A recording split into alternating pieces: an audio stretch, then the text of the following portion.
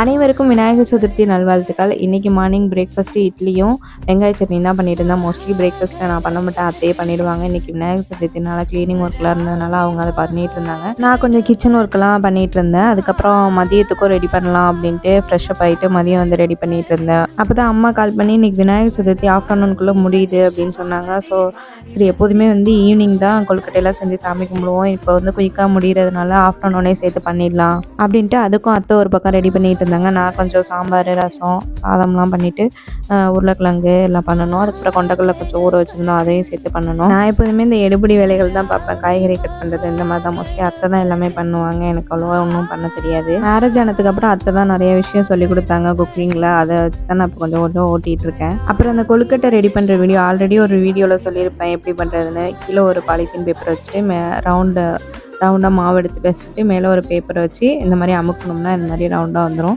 இது வந்து எங்கள் அம்மா பண்ணி தான் நான் பார்த்தேன். எங்கள் அம்மாட்ட ஆல்ரெடி கேட்டப்பயே யூடியூப்பில் தான் பார்த்து நான் பண்ணேன் அப்படின்னு சொல்லுவாங்க. இது ரொம்ப ஈஸியாக இருக்குது, குயிக்காக வேலை முடியுது.